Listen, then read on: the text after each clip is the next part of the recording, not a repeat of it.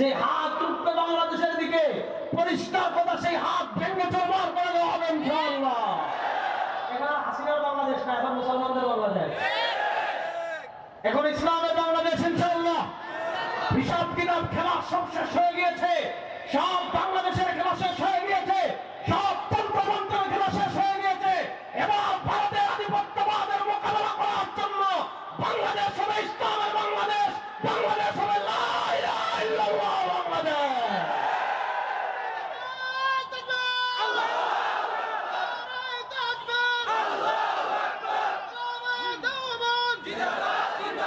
খুব মনোযোগ দিয়ে একটা কথা বুঝেন, আপনারা আমাদের একটু ইতিহাস বলে তারপর মূল কথা বলে শেষ করবো। মনোযোগ। ইংরেজ এসেছিল ইস্ট ইন্ডিয়া কোম্পানির নামে, এই ভারত মহাদেশে ইস্ট ইন্ডিয়া কোম্পানির নামে ইংরেজ এসেছিল। তাদের মধ্যে কিছু গাদ্দার তৈরি করেছে মুসলমানদের মধ্যে, ভারত মহাদেশে কিছু গাদ্দার তৈরি করে, কিছু দালাল তৈরি করে 1803 সালে সর্বশেষ মুঘল সম্রাট ছিলেন বাহাদুর শাহ। সর্বশেষ মুঘল সম্রাট বাহাদুর শাহ থেকে তারা কি করলো, ক্ষমতা ছিনিয়ে নিল 1803 সালে। 1803 সালের আগে দীর্ঘ 700 বছর আমরা মুঘল সাম্রাজ্যের কথা জানি, আমরা লুদি বংশের কথা জানি, আমরা গজনবী বংশের কথা জানি, ঘোর বংশের কথা জানি।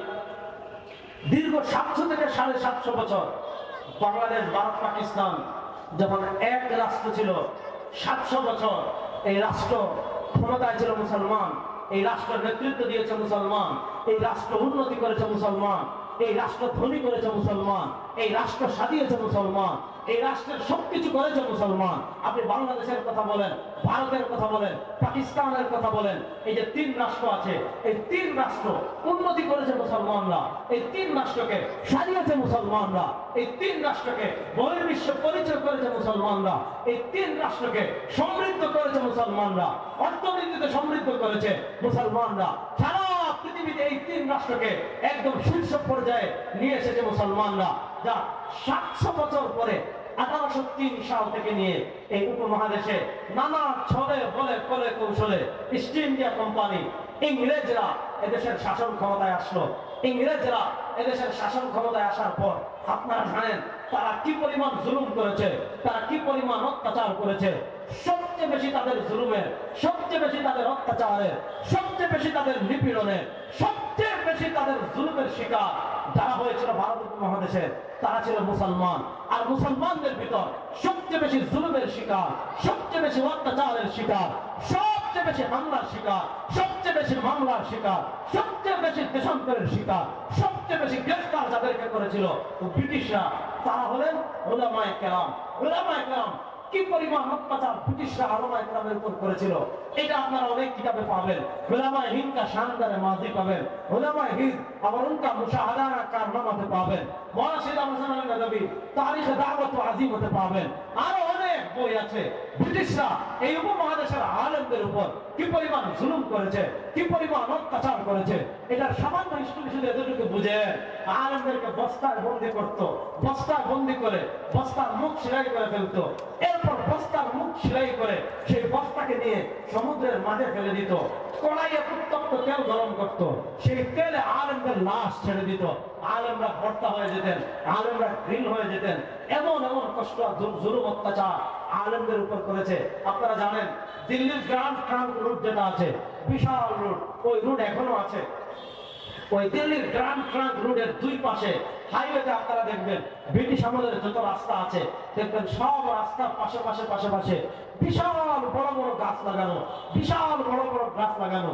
ওই দিল্লির গ্র্যান্ড ট্রাঙ্ক রুটের 2 পাশে যত গাছ ছিল, সব গাছের মাথায় এক একজন আলেমের, সব গাছের ডালে ডালে এক একজন আলেমের লাশ দিনের পর দিন পাশে দিয়ে ব্রিটিশরা ঝুলিয়ে রাখতো।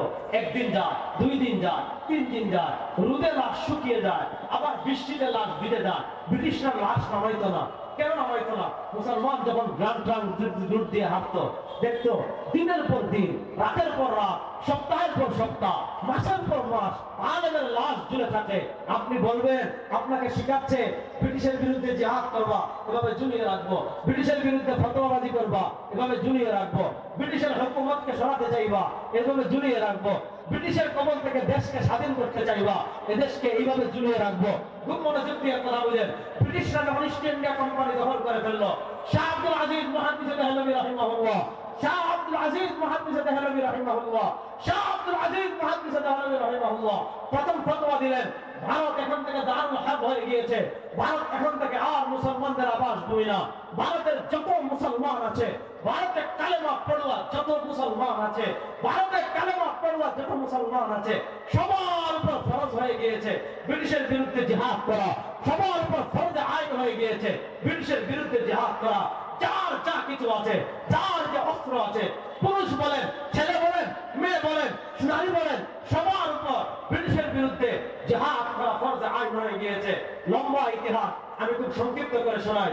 1803 সালে ব্রিটিশ ক্ষমতায় আসলো, বালাকুট হলো, নানা যুদ্ধ হলো, সর্বশেষ 1857 সালে ঐতিহাসিক সিপাহী বিপ্লব হলো। খুব মনোযোগ দিয়ে শুনেন। 1856 সালে 57 সালে সিপাহী বিপ্লব হলো। সিপাহী বিপ্লবে হিন্দুরাও ছিল কিছু, মুসলমান ছিল সংখ্যাগরিষ্ঠ, মুসলমান ছিল সংখ্যাগরিষ্ঠ, মুসলমান ছিল সংখ্যাগরিষ্ঠ। সিপাহী বিপ্লব যখন ব্যর্থ হলো, দুনিয়ার নিজাম হলো, দুনিয়ার নিজাম হলো। আপনি দেখেছেন, মনোযোগ আমার দিকে তাকান, দুনিয়ার নিজাম হলো জালেম যদি জুলুম করে টিকে যায় তাহলে তার জুলুমের মাত্রা বেড়ে যায়। আপনি দেখেছেন আওয়ামী লীগ 2013 সালে যখন বিনামূল্যে ক্ষমতায় গেল, টিকে গেল, জুলুম বেড়ে গিয়েছে। 18 সালে রাতের দিনের ভোট রাতে করে ক্ষমতায় গিয়ে যখন টিকে গিয়েছে, তাদের জুলুম বেড়ে গিয়েছে। ঠিক তেমনি ভাবে সিপাহী বিপ্লবে আজিম আব্দুল্লাহ মহাদের মক্কি ছিলেন, সিপাহী বিপ্লবে কাসিম নানতবী রাহিমাহুল্লাহ ছিলেন, সিপাহী বিপ্লবে আপনার বাংলা হুজ্জাতুল ইসলাম কাসিম নানতবী ছিলেন, ফকিহুন নাফস রশিদ আহমদ গাঙ্গুহি ছিলেন, সাইয়্যিদুত তায়েফা হাজী আব্দুল্লাহ মহাদের মক্কি রাহিমাহুল্লাহ ছিলেন। আরে বেটা, আমাদের আকাবিররা যখন ব্রিটিশের বিরুদ্ধে জিহাদ করেছেন, আমাদের আকাবিররা তখন পাকিস্তান প্রতিষ্ঠার আন্দোলন নেতৃত্ব দিয়েছেন।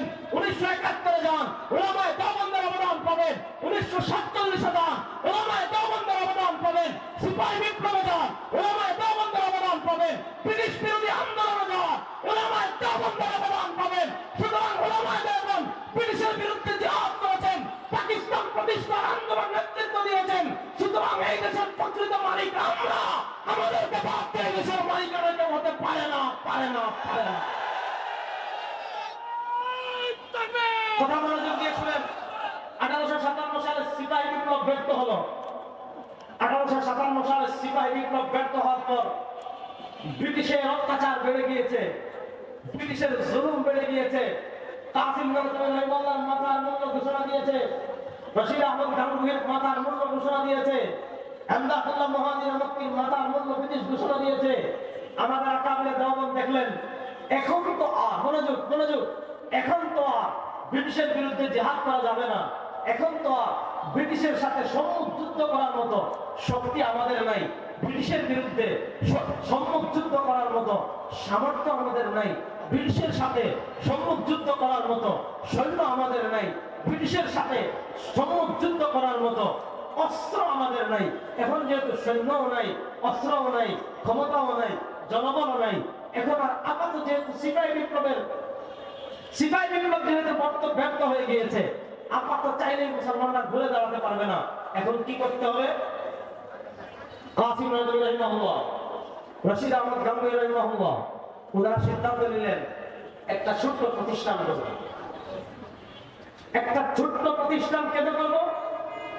আমরা যদি নাও পারি, মনোযোগ, একটা ছোট্ট প্রতিষ্ঠান এজন্য করবো, আমরা যদি নাও পারি, কিন্তু এই যে স্বাধীনতা রক্ষার চেতনা, ইসলাম রক্ষার চেতনা, দেশ রক্ষার চেতনা, এই চেতনাটা যেন আমাদের মাধ্যমে শেষ না হয়ে যায়। আমরা ইন্তেকালের পর আমাদের পরবর্তী প্রজন্ম যারা আসবে, ওই পরবর্তী প্রজন্ম যেন দেশপ্রেমের চেতনা তাদের মধ্যে থাকে, স্বাধীনতার চেতনা তাদের মধ্যে থাকে, ইসলামের চেতনা তাদের মধ্যে থাকে। এই চেতনাকে লালন করার জন্য, এই চেতনা পরবর্তী প্রজন্মের কাছে পৌঁছানোর জন্য তারা চিন্তা করলেন একটা মাদ্রাসা করব, একটা মাদ্রাসা করব, একটা ছোট্ট মাদ্রাসা করব। আর তখন তো দেওবন্দ কোনো শহর না, একটা ছোট্ট নিভৃত গ্রাম। ওই আপনাদের ওদিকে গেলে যেমন বাটি এলাকায়, চর এলাকায়, রায়পুরার চরের দিকে যেমন ছোট্ট গ্রাম আছে, ওইরকম একটা সাহারানপুরের একটা ছোট্ট গ্রাম। ওই গ্রামে একটা প্রতিষ্ঠান করতে চাইলেন, যেই প্রতিষ্ঠানে যারা পড়বে এক একটা বুলেট হবে, যেই প্রতিষ্ঠানে যারা পড়বে ব্রিটিশ বিরোধী আন্দোলনের জন্য একজন সভাপতি তৈরি হবে। এই চিন্তা থেকে মাদ্রাসা চিন্তা করলেন। ওই চিন্তাকে সামনে রেখে কাসিম নানুতুল্লাহ রাহিমাহুল্লাহ রাত্রে ঘুমিয়েছেন। ঘুমানোর পর স্বপ্নে সরওয়ারে দু আলম তাজদারে মদিনা জনাবে মুহাম্মদুর রাসূলুল্লাহ সাল্লাল্লাহু আলাইহি ওয়াসাল্লামের দিদার নসিব হয়ে গিয়েছে। আল্লাহ নবী ইসলাম নিজে বলেছেন, মান রাআনি ফিল মানামি ফাকাদ রাআনি ফাইন্না আশ-শাইতানা লা ইয়াতামাসসালু বি।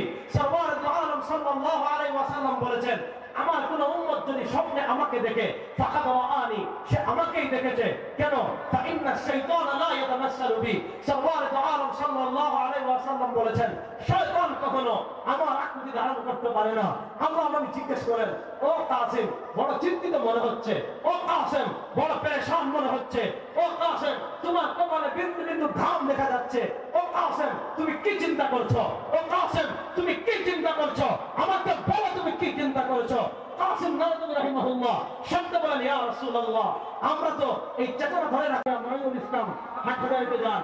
বাংলাদেশের সবচেয়ে বড় ইসলামের ক্যান্টনমেন্টের একটা হলো হাটহাজারী মাদ্রাসা। সেই হাটহাজারী মাদ্রাসার মসজিদের পাশেই দেখবেন একটা বিশাল মন্দির আছে, একদম হাটহাজারী মাদ্রাসা মসজিদের মিনার আর হিন্দুদের মন্দিরের, আপনার মন্দিরের যে তাদের যে মিনারা আছে দুইটা পাশাপাশি।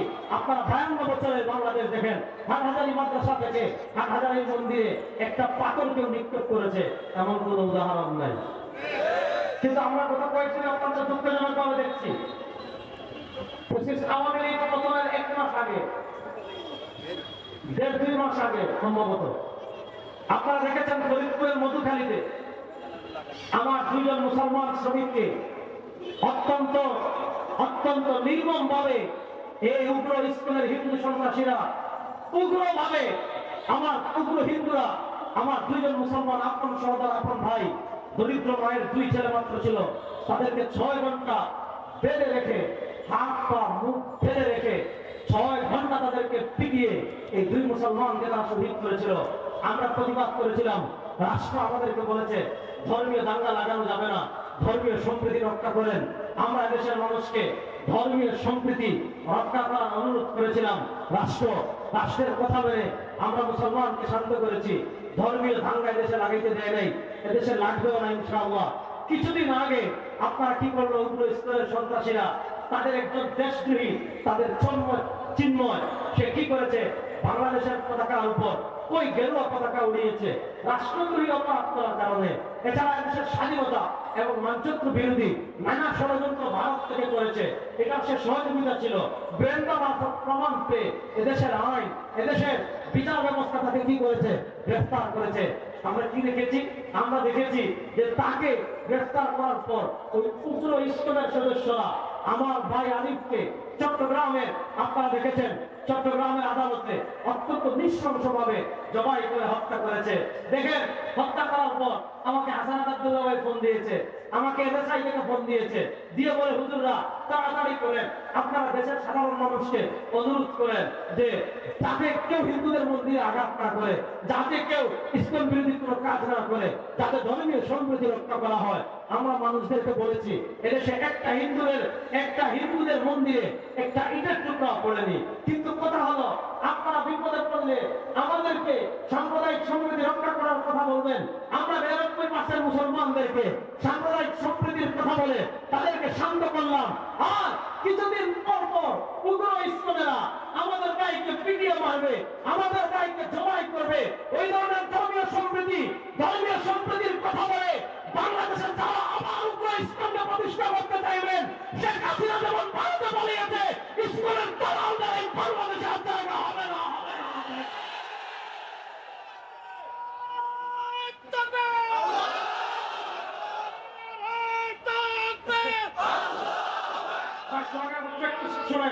সময় কম, কথা অনেক বেশি। আরেকটু মনোযোগ দিয়ে কথাটা বুঝেন। ধর্মীয় সম্প্রীতি আপন জায়গায়, আজকে পৃথিবীর একটা আজীব কারিশমা দেখেন, পৃথিবীর সবচেয়ে বেশি সাম্প্রদায়িক দাঙ্গা যে রাষ্ট্রে হয়, সেই রাষ্ট্র হলো যারা গরুর দুধ খায় আর গরুর গোবর খায়। আপনি চিন্তা করেন, পৃথিবীতে এত সাম্প্রদায়িক দাঙ্গা কোনো রাষ্ট্র হয় না। আপনি দেখেন এই 4-5 দিন আগেও 5 জন মুসলমানকে তারা শহীদ করেছে। আপনারা গত বর্ষ দেখেছেন তাদের উপর হিন্দু কি করেছে, মামলা করেছে হাইকোর্টে।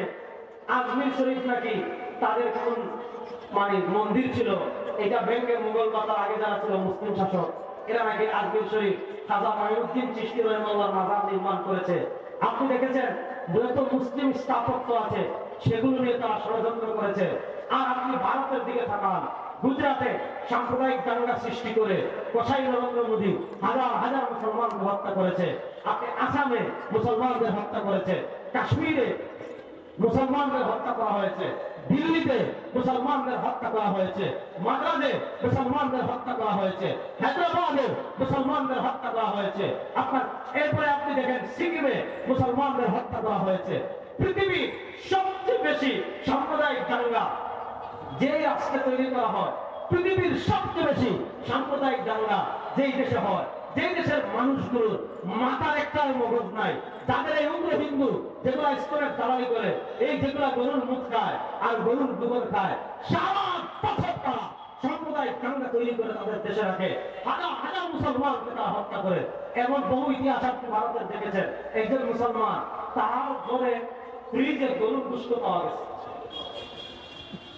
তার ফ্রিজে গরুর গোশত থাকার কারণে তাকে বের করে আপনারা দেখেছেন পাথর মেরে মেরে মেরে মেরে মেরে মেরে তাকে হত্যা করা হয়েছে। কুরবানি করার কারণে মুসলমানদেরকে হত্যা করা হয়েছে, আল্লাহর কথা বলার কারণে মুসলমানদের হত্যা করা হয়েছে। পৃথিবীতে এমন কোন নজির আপনি পাবেন না যে মসজিদ ভেঙে মন্দির বানানো হয়েছে।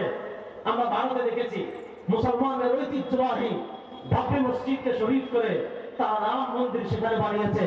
আরো বিভিন্ন মসজিদ তারা ভেঙে দিচ্ছে, বিভিন্ন মাদ্রাসা ভেঙে দিচ্ছে। যেই রাষ্ট্রে যেই দেশে পৃথিবীর সবচেয়ে বেশি সাম্প্রদায়িক দাঙ্গা হয়, সেই দেশ আজকে এক চিন্ময় যে আপনার রাষ্ট্রবিরোধী কাজ করার কারণে যাকে গ্রেফতার করা হয়েছে তার তথ্য নিয়ে আমার দেশ দখলের তারা হুমকি দেয়। আমরা বলি বাপে বেটা হয়ে যায়। ব্রাহ্মণবাড়ি লাগবে ইনশাআল্লাহ, ব্রাহ্মণবাড়ি আসার আগে ক্লাস শেষ হয়ে যাবে ইনশাআল্লাহ। ভয় দেখায় আপনারা দেখেছেন পৃথিবীতে এমন নজিরবিহীন ঘটনা কোথাও নাই। ভারত কত কিছু করে মুসলমানদের বিরুদ্ধে। আপনারা দেখেছেন কাশ্মীরের মুসলমানদের অবস্থা, গুজরাটের মুসলমানদের অবস্থা, দিল্লির মুসলমানদের অবস্থা। কিন্তু ওই গোমূত্রখোর যারা গরুর মুখ খায় তারা জানে না আল মুসলিমুনা কাজাসাদিন ওয়াহিদ, সারা দুনিয়ার মুসলমান এক শরীরের ন্যায়। ফিলিস্তিনে মুসলমান মার খেলে আমরা কষ্ট পাই, আফগানিস্তানে মুসলমান মার খেলে আমরা কষ্ট পাই, সিরিয়ায় মুসলমান মার খেলে আমরা কষ্ট পাই, ইরাকে মুসলমান মার খেলে আমরা কষ্ট পাই। ঠিক তেমনি ভাবে ভারতে যারা মুসলমান আছে তারাও আমাদের ভাই, গুজরাটে যারা মুসলমান আছে তারাও আমাদের ভাই, দিল্লিতে যারা মুসলমান আছে তারাও আমাদের ভাই, আপনার মাদ্রাজে যারা আছে তারাও আমাদের ভাই, হায়দ্রাবাদে যারা আছে তারাও আমাদের ভাই। এটা জিনিস খেয়াল করেন। আল্লাহ নবী সাল্লাল্লাহু আলাইহি ওয়াসাল্লাম মক্কা ছেড়ে মদিনায় গিয়েছিলেন হিজরত করে। মক্কা থেকে মদিনায় যাওয়ার পর মনোযোগ, কথাটা বুঝবেন পয়েন্টটা। আল্লাহ নবী সাল্লাল্লাহু আলাইহি ওয়াসাল্লাম মক্কা থেকে হিজরত করে মদিনায় গিয়েছেন। মদিনায় যাওয়ার পর আলাদা রাষ্ট্র পেয়েছেন, আলাদা ভূমি পেয়েছেন, আলাদা স্বাধীনতা পেয়েছেন। কিন্তু দুর্বল যে সকল মুসলমান মক্কায় ছিল, আল্লাহ নবী সাল্লাল্লাহু আলাইহি ওয়াসাল্লাম তাদের কথা ভুলে যান নাই। আল্লাহ নবী সাল্লাল্লাহু আলাইহি ওয়াসাল্লাম তাদের চিন্তা চেতনা বাদ দেন নাই। আল্লাহ নবী সাল্লাল্লাহু আলাইহি ওয়াসাল্লাম তাদেরকে নিয়ে তাদের চিন্তা করা, তাদেরকে স্বাধীন করা, তাদের সাথে এক হওয়া, এই চিন্তা আল্লাহ নবী সাল্লাল্লাহু আলাইহি ওয়াসাল্লাম বাদ দেন নাই। ঠিক তেমনি ভাবে 47 আমরা আলাদা হয়ে গিয়েছি, বাংলাদেশ আলাদা হয়েছে, ইন্ডিয়া আলাদা হয়েছে, কিন্তু ভালো করে মনে রাখবেন ভারতে আমার যত মুসলমান মুসলমান আছে তাদের কথা কিন্তু আমরা এখনো ভুলে যাই না। বার্তা কিন্তু ক্লিয়ার। আপনারা এই দেশ দখল করতে চাইবেন, এই বাংলাদেশের মানচিত্র ছিন্ন ভিন্ন করতে চাইবেন, এই বাংলাদেশের দিকে হাত বাড়াবেন, কথা পরিষ্কার, বার্তা পরিষ্কার, এই বাংলাদেশের 20 কোটি মুসলমান প্রস্তুত হয়ে যাবে দিল্লি